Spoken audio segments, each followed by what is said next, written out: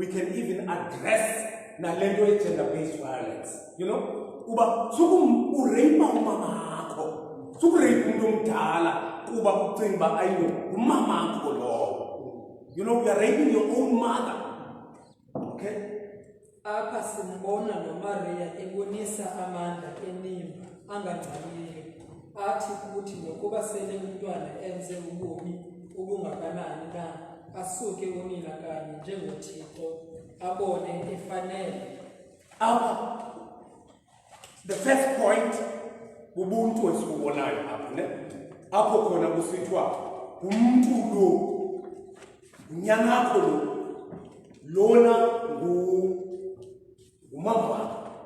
Okay, ufuna okay sibona lona but uyaqaphela kwezi zinto zombili bayaqaphela apha kwezi zinto zombili. Ipoint yesibili esisuka kuyo apha sisukele kuleyo ubuntu enumshumayelo loyibona, and that thing yobuntu can take you that 8 minutes yodwa nje just addressing indlela uYesu ebengumuntu ngayo and encourage people baba bengabantu. Because this country is this mess today because we have lost the principles of Ubuntu.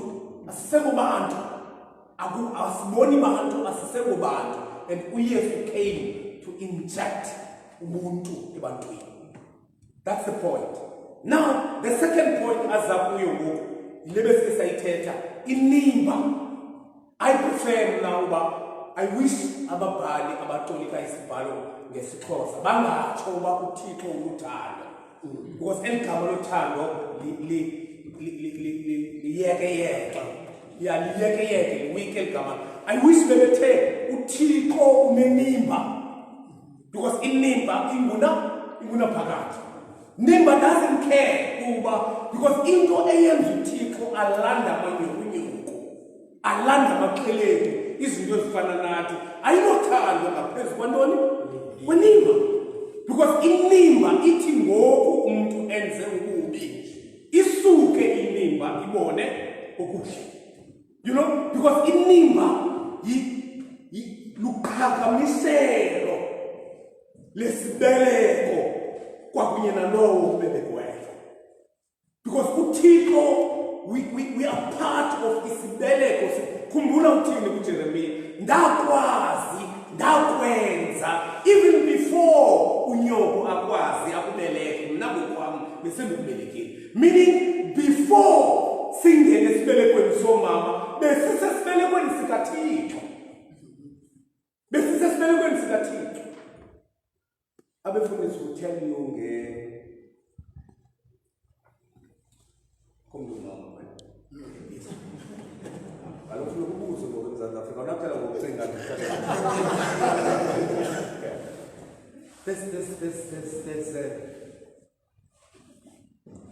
there's theology of the womb in Ingqiqo yesibeleko. That is deep. Lento kaJeremiya Ingqiqo yesibeleko. And that Ingqiqo yesibeleko inento kwenza ne-cleansing. Every month isibeleko siyazixoxa. And ngaphandle kwegazi lokuzixoxa kwesibeleko akunazibeko umuntu. Sonke silapha sincedwe ukuzixoxa kwegazi lesibeleko. Without that blood from the womb, there's no life. The same system, the same method Christ used, we cross. Without the blood of Christ, a crossing, there's no life. There's no life. So the same method, is the same method uYesu ayisebenzisayo to save us. Ngaphandle, remember, igazi lixoxa isibeleko, nathi sixoxwe ngelo gazi likaKristu emnqamlezweni, because Christ himself is our womb. uYesu ngokwakhe usisibeleko sethu, usixoxa yonke le mihla ngegazi lakhe. Hence abo bacula siyakudumisa benendawo ethi usiyakudumisa every Sunday sincede inkosi ngale mini singabi nasono, because that cleansing from the womb is continuous. into ehamba ihlalihleli khona ngamaxesha onke. It's the same blood. Outside the blood of Christ, there's no salvation, there's no cleansing. And outside the blood of Christ, there is no life. Come on. Once the womb stops, igazi baphelile abantu. Yayithe indoda ecaweni yethu sithi, "Yabona? No, woman. You know what? Yabona yobekwa omama babengabefundisi. You know what, woman? Umuntu ongumama mongameli uzawushumayela njani esibingelelweni xa ke ngoku esexesheni? Waphakama umntana wathi, "Bawu, njengoba uthetha uncebe ixesha wena." Hayi maxesha belingekho, kungekho wena. Ndakhona ba nami uncebe ixesha. So that's the theology of the womb. Okay. uYesu wayegwetyiwe ngumthetho njengomaphuli womthetho. Yes. Remember uYesu wagwetyiwa ngomthetho. The law, like Mandela wagwetyiwa ngomthetho. The law. But inimba yaqabela ngapha phakathi. Bathi bembetha bethini but Maria inimba. Wajika abafundi babaleka bonke abafundi because babengenanimba. Into eyenze uMaria alandele uYesu nimba. That nimba thing. So uThixo bazalwane doesn't care whether ungawutshona esonweni esingakanani nasiphume ngephumu isono. Inimba kaThixo izakufumana. Because asokuziyeke nokusathana ngakuhazula umlomo phakathi. Inimba kaThixo will follow you and find you. That's how deep inimba kaThixo. Maria usibonisa lona. Kafana ucinge wonke umuntu bethu Yesu waziwa njengomuntu okhohlakeleyo. Wonke umuntu uyamhlaba, wonke umuntu uyambulala unina usemva kwakhe. Because inimba ithi mntanami. There's nothing you can do enokuqhawula mna nalomntana mntanami. That's inimba kaThixo. Kubani ukhoyo apho udeserva inceba kaThixo ngaphandle kokuncedwa inimba kaThixo. All of us here asimelanga nozibiza kwasabantwana bakaThixo, asimelanga kubiza igama likaThixo elo. But today siyalibiza because salandwa inimba kaThixo. Okay? Kodwa inimba ihlala yona ibona ngaphaya kwesono salowo ungumoni, kuba amandla inimba ajonga emntwini, yaye inimba yona ayijonganga kuba umntwana wenze ntoni na, ayikhawulezi ukugweba, isuke yandise ubabalo kulowo ufanele ukugwetywa. uMaria akaphikisanga nto xa unyana wakhe ebekwa ibala ngokwemithetho eyayimiselwe ngelo xesha, imfumanisa enetyala inkundla. Koko wabonakala engumntu okwamkelayo ukugwetywa kwakhe, kuba engenakwenza ngakumbi. Kodwa into awayeqiniseke ngayo yayikukwazi ukuba umntwana wakhe lowo wayegwetyelwa ukufa emnqamlezweni.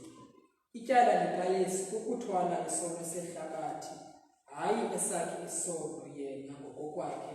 Wayebona abebhayi umakazi wami wahlala beSoweto kweZH. Abebhayi sihlala kumakazi wami. Kwakukho osovikyo ababantu babephatha amabhakede. Kusasa babebetha kwakuthiwa ngosovikyo babevuka ngomlilo. Kusasa bangena bajikela itoilet ezazingasemva ajikele apha.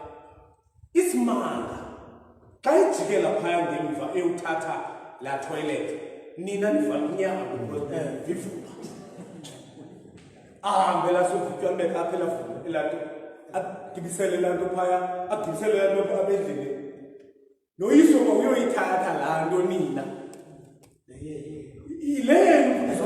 noyiso uyoyithatha la nto noyibeka kulanda. This is what Christ did. You know, uYesu ebenuka ngoba ebethwele ivumba lethu esingakwazanga thina ngokwethu kulithwala ngokwethu. You know? Kunjalo nje sicekisa usovitya kumntu utyayo xa usovitywe sisi. Ngoba mna utya, mna utya. Because banukisa abantu. Abantu bathwele umnuka kwakho. Yeah, banokhumbulayo. Abona baphipha thina abantu. So this is what Christ did. Nansi imnukisa, imbethisa uYesu because ibethwele ukunuka kwethu bese akwazi ukuthwala. Ukunuka kakhulu. Nuka kakhulu. You know, abantwana bami bancinci nje. Kwakuthi noba ufune kumphiphile izintwana ukhomba kodwa umphile ukhomba abasovityo yonke lemihla inoba benza njani ungathi ucinga inoba abatyipilisi bazinikele ekuphipheni thina. And this is what Christ did. Hence wayenuka kumuntu wonke because wayethwele ukunuka kwethu okumphakathi phezulu. So yeah, so we've got two things here. One, Ubuntu, Maria, Joan, no yes. The second one is the grace of God. Nimba, katika. You know, siyekuba ngamaGrestu azidlayo ngengathi usenzile. Awusenzanga. You don't deserve to be here. Ufanele ulahlelwe ngaphandle bantu ulandwe inimba katika. You know, yololo kuthiwa sithobe phansi kwesandla esinamandla sikuphakamise sona ngexesha elifanelekileyo. Awunanto ongazidla ngayo uncedwe yinimba kaThixo yakulanda. So that nimba, you know, I'm saying ebantwini isebenza in-practical services. I have seen amabanjwa enze izinto ezinkulu yiki sihlabathi. You know, emva kwe 2 months, fika abazali babo. Hayi ngizobona umntana wami ubani. Qomba nansi nimba. Nansi nimba. So, uThixo wayithi noma ufuna ukusibulala. Xa uYesu esithi baxolela abayazi ngabayenzayo, he was talking to the nimba of God. Because into enza ukuba singabulawa. Grace animba kaThixo engumangaliso ethi endaweni yokubona ububi obenziwe ngumuntu iqala ibone umuntu phambi kokuba ibone ububi bayo bakhe.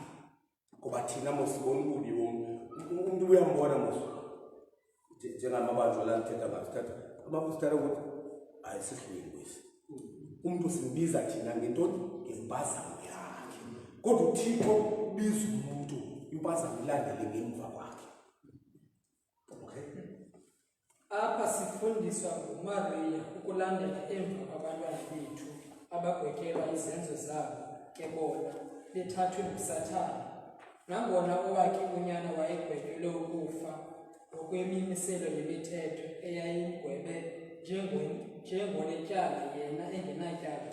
Uyabona Shumayeli, you can even encourage abazali that day. We've got parents here. Abantwana babo ababancamileyo who are deeply involved in drugs. You know, you can say to them, look, Maria azangamncama umntanakhe. So as a parent, be encouraged. Umlanda umntwanakho. Nobuhleli phansi kwebhlorho as a parent, umlanda umntwanakho. Because kuba uMaria azangamncame owakhe umntwana. Now you have no reason. No tangible reason ongayibeka phezu kwetafile othi imncamile umntwanami sukumncama because Maria akazangamncama umntwanakhe. So ngolo hlobo you will also be given power kubazali abaxakene nabantwana babo abacinga ukuba uSathane ubathathile abantwana bethu completely, and you say to those parents, go back and claim your children. Uclaim abantwana benu uSathane nibabuyise because uMaria akazangamncama. So you unenimba, sithe unobuntu, unenimba, and that nimba you also encouraging abazali njengoba uMaria enzile. akazange uMaria angafuni kubona xa bufikelela esiphelweni ubomi bomntwana wakhe.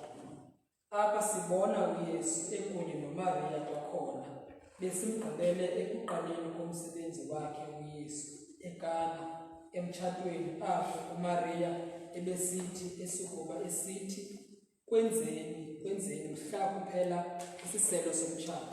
Mhla sigqibele mos ngoku andithi sigqibele phaya kuphele iwayini phaa. Wathi uMaria yenziwayo mana abantu banoniwe. Wathi Yesu ixesha Maria yenza wahamba ke uYesu wathi zange bephanda bizwe phana ayididiyela ngokwakhe uYesu wayihluza wathi ayinamseba iwayini ingakhange iye kuncane akuye kuncane naleyo qala iphelileyo apha biye kwincane incane iyayibamba hayi mani niqhuba njani ndaba kutheni niqala ngevanya nizogqibelisa ngotywala boburayi kwaxa uYesu ibophile kakuhle ibophile kakuhle. So sigqibele apha and nalapho kulaa ndawo esithetha kuyo ngokuntu nalapho uYesu was saving i-situation yokunzakala kwalomfana. Uyaqoma lo mfana lo uyatshata apha uqala umthako ngokuphela kwewayini ihlazo elinjalo phakathi kwesidlangalala uzakwaziwa uba ulowa waphelelwa iwayini emtshatweni. uYesu saved that situation because uYesu besithe phaa ekuqaleni kakade ebezokwenza ubuntu. And if uyayijonga yonke ihambo yakhe bethelelwe ekwenziweni ubenza ubuntu uYesu sele umuntu engamfuni abenzekani. Remember la ndoda yaseGadara ne yathi uYesu sithi kuyo ezama ukuthi emfonini yathi uzothuthumisa ndiyabona uqhela uthuthumisa ufuna undithuthumisa. uYesu ifuna ukumnceda because uYesu wayefuna ukwenza ubuntu kumntu wonke. uMaria usekuqaleni komsebenzi wonyana wakhe kanti ke aphinde abe sekugqibeleni kwawo komsebenzi wonyana wakhe. Injalo inimba iphela phi? Iphela phi inimba egenuine iphela phi? Umzali njengoThixo uhlahlala uyabona andifuna ukubona mntanami phuma kule ndlu. Kodwa emva kwe-2 days bendibuza uba mosamaXhosa athi inimba inantoni kanti namamenemene. Yeah. Now, inobe njani ke kule kaThixo?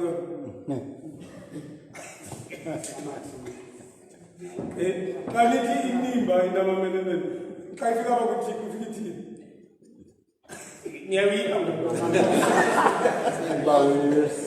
iba uwesi mfundisi wam because ngakumbi ekaThixo ngoba ekaThixo inimba ibhetere yomzali ike ikugcine enhliziyweni uba imbi into ayenzayo kodwa I don't condone into ayenzayo mntanam. ekaThixo ilibala isono senzileyo isiphoseko lokulibala ikwenza isidalwa esitsha. You know, njengomphostoli Pawulos uyakhumbula into esenziwa ngumphostoli Pawulos ezimbi uthe kanokwaneniya xa kusithiwa kuye khawumbeke izandla lwaneni nothi wathi uThixo mbeke izandla wathi ngizombeke ngokwabo nomfulo uthi uThixo hayi mani uguqukile uthi baninzi abantu athe kusicinge uguqukile kanti besibushile sithenqasithi uguqukile watsho la. So bawuthi wena sizitya sakho sophatha indaba mbeke izandla ngokwabo inoba wathi xa imbeke uhambe ombeke ngoba wayesaziwa umpostoli Pawulos kuthi uba umKristu umbambile ngentaba entanyeni wayephunyuka kunzima. But that history wayithini uThixo lambali wayisaphi uThixo imbali embi kangaka kaMpostoli Pawulos ayuyedwa uyitheni uThixo imbali kaMoses Moses ulela umuntu wabeAfrika eEgypt kwaka fundiswa uweswa oqhumula ngomngcwaba wakhe yowayinika abantu bakhe musibazingcwabela abantu because abantu noma ngoku basemendweni abantu bayaphi akho close yebo ngomngcwaba ngokwakhe ayiyedwa uMoses who did that ayiyedwa owenze sasona jonga uDavid ngeke ndithi ku-jokes zami ndithi bange ndafika ezulwini ndibuza nje uDavid uphi bakodwa nango usezulwini bethi ukhuluma kube yintombi ndiyangena upha uDavid endiphaya ngoba noko xa ndizimetrisa izono zam noko azikafiki itreka lebathesi hayi noko bazalwane hayi ithatha umfazi kulele nendoda yakhe uJesu kodwa uThixo wenze ntoni ngezono zikaDavid jonga kwindumiso 8 uthi ayikho indoda enenhliziyo esondele kum uDavid lo jonga uPetros I don't see a difference between uPetros noJuda mna abefundisi bangiconvince andibona ngabangathi bobabini uwesu uPetros uJuda uyilo wathi yenze ububi waguquka ukuguquke uPetros ukhulule ibhuku wajayive lwakhe onwabile ezamu uJuda andibona umehluko phakathi ngabangathi bobabili bamphike bobabili uYesu bobabili but uThixo wenze ntoni ngezono zikaPetros can you see how deep is the name kaThixo yintoni ongayenzayo ikuncuthu kule incebeni kaThixo ayikho the grace of God is wide yes ngoku kwakhona sidibana naye uMaria esikhondweni somnqamlezo uyinali unyana wakhe omnye umbhali uthi uMaria wayekhuthazwa ngamazwi athi izinto zonke zenza nje kuba kudali elinjeya kumele ukuba abe uMaria wayekhuthazwa lithemba elithile kanti ke thina sithi inimba nguThixo inamandla okuthwala izinto zonke uMaria ebukele isikhonkwane singena enyameni kaYesu ebukele irhele lityhutyha izibilini zakhe uYesu lento ithi la profeti uSimoni wayenyanisile ukuthi naye uMaria irhele liza kutyhutyha owakhe umoya. Can you see? Without uMaria kuba uyabona utata uMphahla bufuna ukwenzakalisa bangumntana yena umbethe ngempama yena umenzakalisa yeke umbethe bamunyana hence nabantu abahlutha imali babangumntana because inhliziyo yomzali ilele kumntana wakhe. That's exactly into eyenzeka kuThixo. uThixo engakwazi ukumncama umuni inhliziyo yakhe ile hence uThixo nasemnqamlezweni lento yokunikelwa kunyana wakhe ukunikelwa kwinhliziyo kaThixo njengominjalo because nina abazali apha kuba kungafuneka kufiwe apha laba abantwana angaphakama umzali athi adulalana ndafanda ixolile kunoba ubulala abantwana babo but ukuze ukhazule inhliziyo yomzali ngeke yena torturisa umntana wakhe.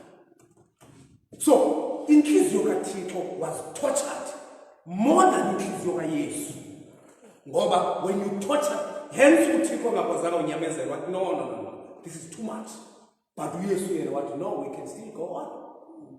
Yes, no, it's too much. Yes, no. Baxolele ngoba inhlungu eyayisenzeka kuYesu was more on Christ. Kaphezulu noba was more on God. Kaphezulu njengenhlungu eyenzeka kuYesu yayihlaba ngamandla kuMaria. hlaba ngamandla kuMaria. So thina bazalwane singaba eligama lithi Pasika. I think basirobhile abatoliki abo. Elagama lithetha Passover, ne? Passover. Yes, ngizwa. Singathi ngesixhobo ukutsitshiyiswa. Yabo eligama lithi Pasika bekufanele ba ligama elithi tsibisa. Tsibisa sitsitshisiwe kwinto bekufanele ukuba asitsibanga kuyo. But satsitshiyiswa. Pasika means sitshiswa, sitsikisiwe. Uthixo uthe endaweni yokuba kungene thina kulamngcwele wasitsibisa. You know, singabatsikiswa thina silazi. Passover.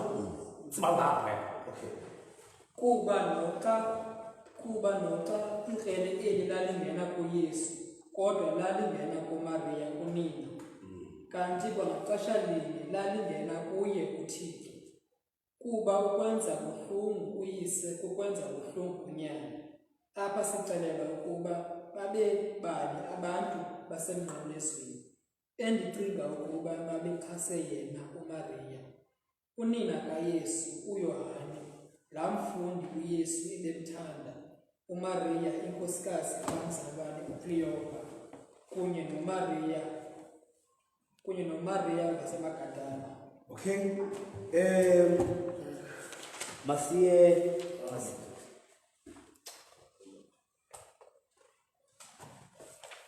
page 109. Masibaleke. This is a long nto kodwa singayi noba page 13.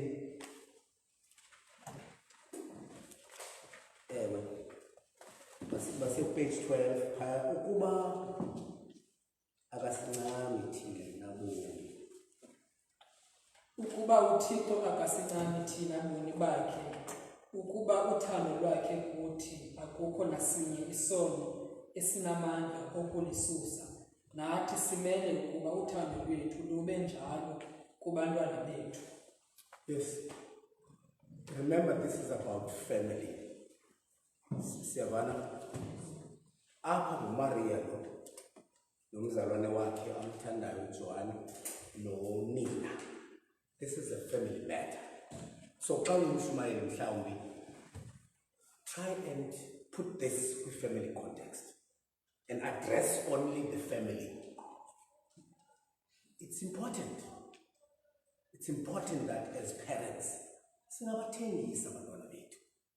Because sometimes we sell them in our marriages, we sell them in many things. And apha sibona ngonto Maria uthi no matter what, mntanam. I don't care. No, I don't care. Mntanam. Okay. Ukuba kwakhona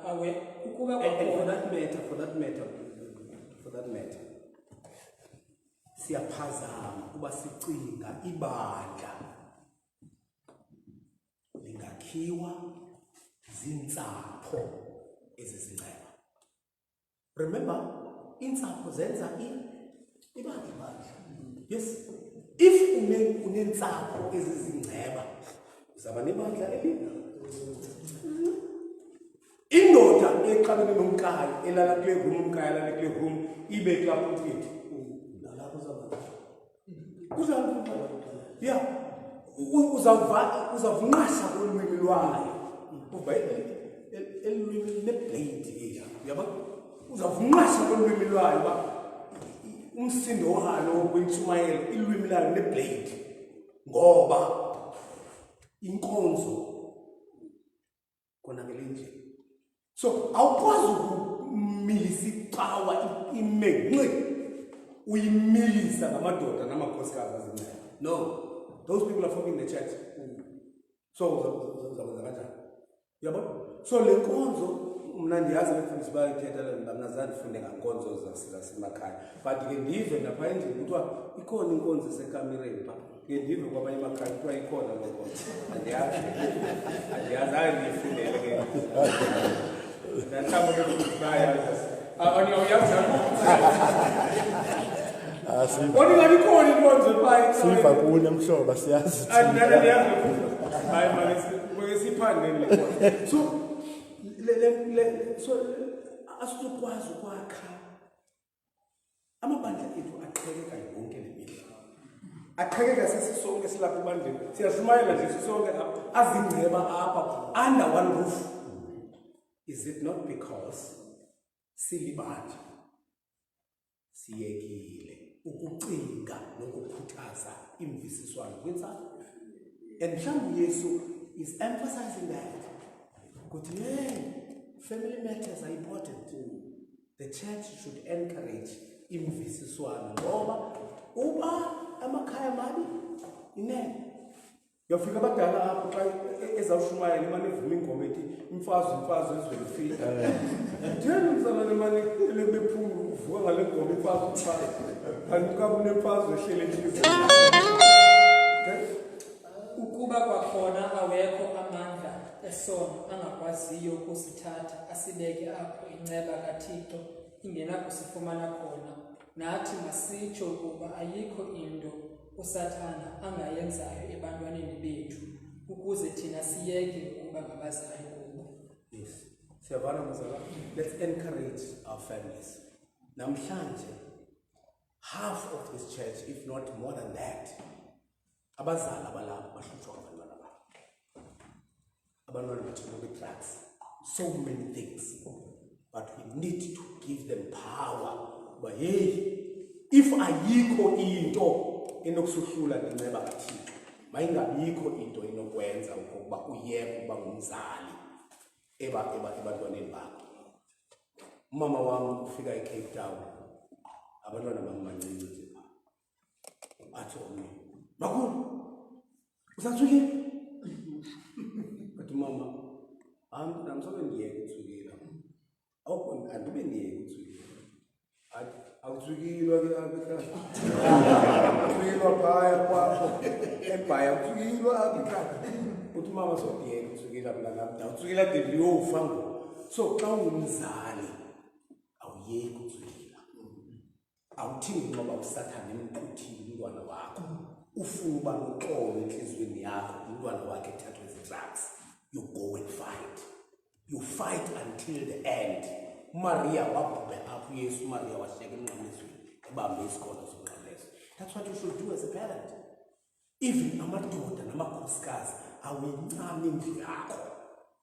Because this is what we see. Akuyincame indlu yakho uyayilwela until there's peace in that home. That's your responsibility as a Christian. This is what we see. Awuncame awuthi awuphumi no, awuncame xa uyindoda.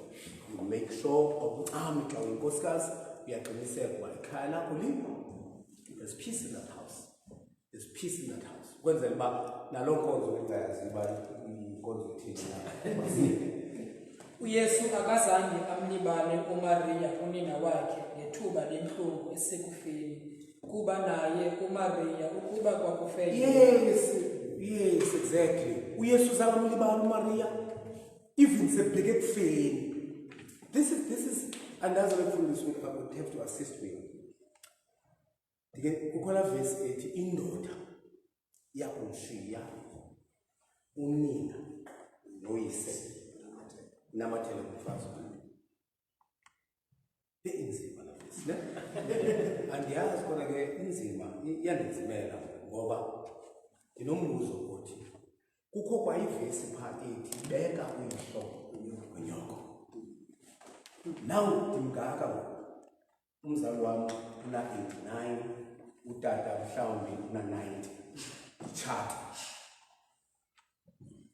naba balapha shiya umzali uhlolo nyoko ndihambe nalomfazi because iBhayibheli ithi mandibashiye phaya lo. I'm battling with this verse. Mshiya njani? Share, I'm battling with that. The battle is it means you respect to take care of them. How do you take care of them when mashili? So, shall we discuss it all in place of that? Yeah, I'm wayengenazimlibala umntwana wakhe kuba ikhonkco phakathi komama kunye nomntwana likhonkco elomeleleyo likaThixo nabantu. This is also a problem umadoda atshatileyo elakhonkco. Yabona into kaMaria yenziwa abazali bethu ngoku sithethayo. Abazali bethu abancane unyana babo sebetshatile. Hence abazali bethu beba ne-problem. Mara beza ne-problem nkosikazi kaYesu baba Yesu bethatile. Hence abazali omama bethu beba ne-problem namakhosikazi wethu because omama bethu exactly la benza uMaria abancane. Next abancane. Wathi omnye umama umakoti esanda kuzala umntwana oyikwena. Thanda nomakoti umntwana. Uthi lo mama makoti uyamthanda lo mntwana? Uthi makoti, mama wandibuza njani loo nto? Uyamthanda lo mntwana mama? Wathi umakoti seyengezela isinyembezi. Uyamthanda mama lo mntwana? Wathini undibuza lo? Wathi hayi mntanam ndiyakubuza. Umthanda nyani? Wathi ewe ndiyamthanda mama, ntona undibuzayo ndikhohlakele kangaka? Wathi hayi, le ndlela mntanam umthanda ngayo le ndlela mna ndithanda ngayo umyeni wakho lomnyana. Lo undohlula naye yile ndlela nam mntanam ndithanda ngayo. So yazi mntanam, qhubekeka ngothando oluba yazi mntanam uba umyeni wakho lo unyana wakho nam ndimthanda olu hlobo umthanda ngayo. So abazali exactly le nto enziwayo. So can we see bazalwane but this thing is addressing the family matters. Okay. Kaloku phaya kumama kukho inimba engunaphakade kumntwana wakhe.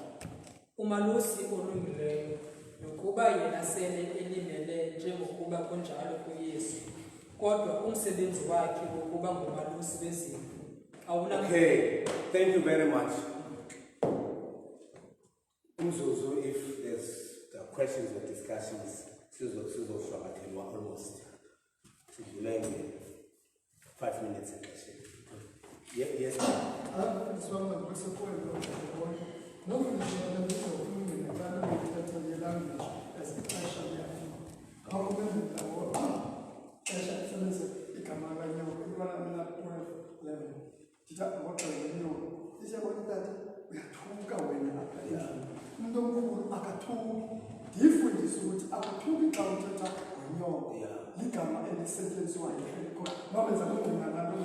No, even upon umfundisi Charlie Thoba Charlie wayesoyika xa kubhalwe umhlaba kwakusithiwa into umuntu indezelo ngumfazi imihlaba omfa wayesoyika abantu indezelo ngumama.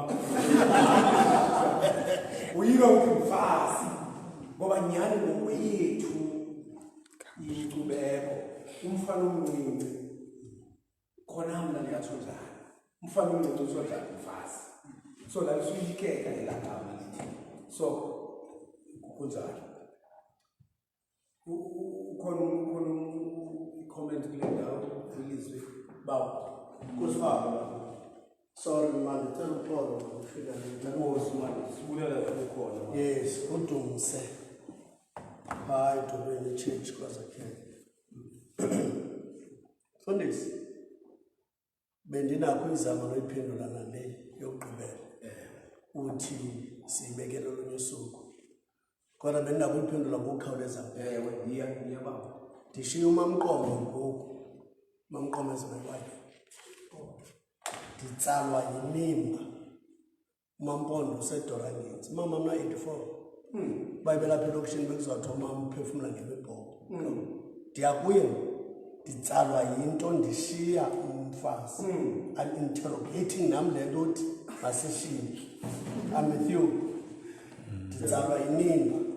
Mfundisi, ezinto zithethileyo apha zinkulu kakhulu. I so wish that abakhonzi bakaThixo bazibambile ukwenzela uba sithi xa sishumayela simile kwipulpiti namaqondo ngamaqondo kuguquka umoya ngoba ininzi le-entertainment ikhoyo yevangeli andifuni ivangeli enyumbazana ivangeli ngeyojika umntu aguquke uthi umfundisi uFaleni umfundisi uFaleni uthi inimba kaThixo ayisiboni after Genesis 3 niyazi kwenzeka ntoni after Genesis 3 kwawa umuntu uthi inimba kaThixo isatsala uGenesis 1 2 singekabo ngoku sisenza izimanga kodwa izulu lisabona udumisela olungileyo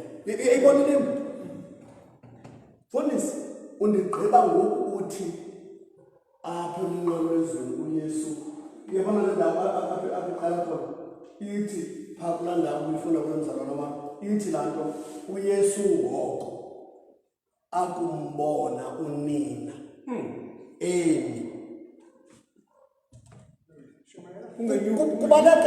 kubaleke abantu bebehamba noYesu but lo muntu utsalwa yinimba waphumela phakathi kwebhayinethi waqonda manza mbona because ngokwakaJuda once umuntu athatha impahla yangaphantsi wayeyazi uba akasobabuyela umuntu uyofa but wathi uMaria apha afa khona umntanam zawufa khona yinimba ke leyo noba kwenzeka ntoni uxolele uba kufe wena ngoba laa mntu ufayo kufa wena so Fundisi wam it was just that comment ukuthi elilizwe indlela uyityhila ngayo sayibulela kakhulu nkosi mfundisi uyazi uba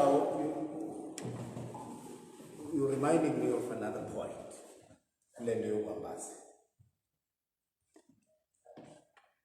le fadukhwe ibekiweyo phaa kuYesu it was not there uYesu waxhonywa engenafazi yes waxhonywa ehambaze because kwakufuneka uhlaza lwakhe lucace ca ehlabathini ukuze lakho ihlazo likwazi ukuzimela ngaphansi kwehlazo likaYesu akho hlazo laze lukuhlaze wena elingaphezulu kunohlazo uYesu wahlazwa ngalo so noba umuntu akakuhlaza kuthini sozakufikelele kula level always uhlazo likaYesu sokuluphambili kunohlazo lwakho so ngamanye amazwi olakho uhlazo ngalufihla uhlazo likaYesu so that's the point that you are raising this one kuba ngamanye amaxesha siyayenza loo nto yabona ke ndibone nakwezi WhatsApp ntoni ubone uba ubhaqwe umuntu phaya inene ibhrukhwe engakwazanga kuyibopha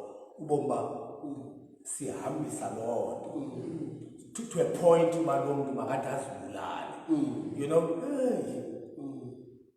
ihlazo noba linjani awulikho ihlazo elinokudlula lowo wafihla amahlazo ethu you remind me mfundisi wami ngaloo point xa uthetha ngokuze so bazalwane we should be encouraged these are the points abantu nabaphume phaa besithi andahambe namahlazo wami uyabona nahambe namahlazo wami ya ikhona enye indawo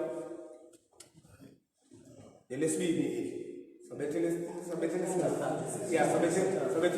sine kwiveki zakhe ya elesine musibesithe bakho umbuzo uThixo wasebumnyameni angahamba nawe ngexesha lomnyama but lo umfumene kuhleka xa kumnyama kungasahlekwa akabuyi kumva so bungilumkele uThixo umfumene kuhleka because xa kungahlekwayo and bawo thanks for your comments ndithanda le ndawo yokuhlekisa ndithanda le ndawo kuba singabashumayeli siyayithanda la ivangeli ayihlekisa xa umi phaya uhleko ivangeli ayihlekisa when I preach you feel like a point out ivangeli ayihlekisa if intshumayelo yakho izawuqala ekuqaleni uhleko uhambe then yiba yi-comedian man uyoba yinhlekisi hamba ngojoyina ube yinhlekisi because ivangeli kumele ibilisa amelanga uhlekisa. So le ndawo ufundisa ayithethayo uba let's not inhlekisa too much because when you hlekisa, do you think iBhayibhile yonke uthetha uYesu ayikubeka yamhlekisa? But it's not recorded. Yes. Into erekhodiweyo pha uYesu wathi uthe bakhona yathetha wahlekisa. Yebo? No, uYesu khona yokuhleka noma ayibaba. But it's not recorded. But irekhodiwe eyoba wathi was ivangeli imele ukusikhumbuza izono zethu because xa uhlekisa uvula i-escape ngoba umona fanda ubaleka kanti xa ushumayela vala uzumona kufele kulaa ndawo, you know, kufele kulaa ndawo. So kwivekeza sisithi ubuthixo bhetere umzuze umzuze kuhlekwa nalo mzuze ulilwa, yabo nangoku sathola kude bazalwane sathola kude uthixo nangoku xa sihamba kufanele xa ucinga imeko yakho ucinga indlela zakho zazileyo. u-Augustine of Hippo, u-Augustine kuthiwa u-Augustine wayelento ethi andinguye umuntu ebenginguye izolo. Wayenaloo athi mos ngenxa yokutshintsha nokukhula komuntu excels ngoka-Augustine njengoba silapha nje thina asingabo aba bantu besingene singabanye abantu ngenxa yezinto esizivileyo nesizithethileyo njalo njalo. So u-Augustine ke kuthiwa wayenamantombi amaninzi. Kuthiwa ke wayethi xa idibene nala ntombi ithi u-Augustine andisenguye wawe ngomnye ngoku. Augustine ndinothando lo besinkunye phezulu hayi andinguye ngomnye u-Augustine.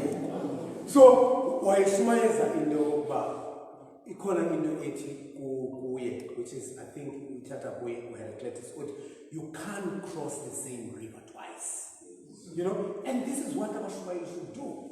Akho mntu makangena inkonzweni ungumshumayeli aphinde aphume ikulwana.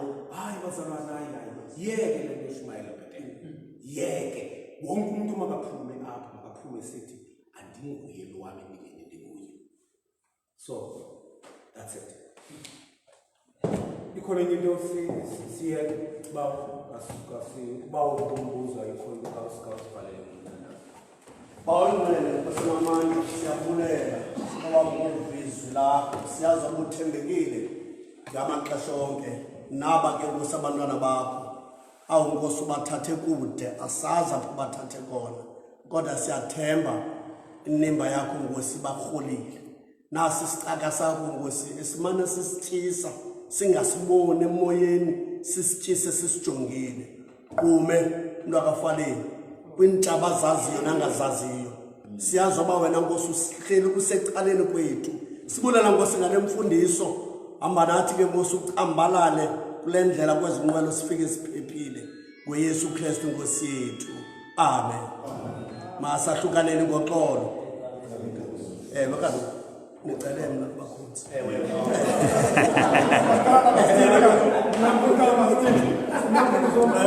Ukufundisa mna ngeke uqala ngapha Izwi namandla. Awukhona umuntu kodwa ngazi wasethethi uthi nje ngingamazi. Okay.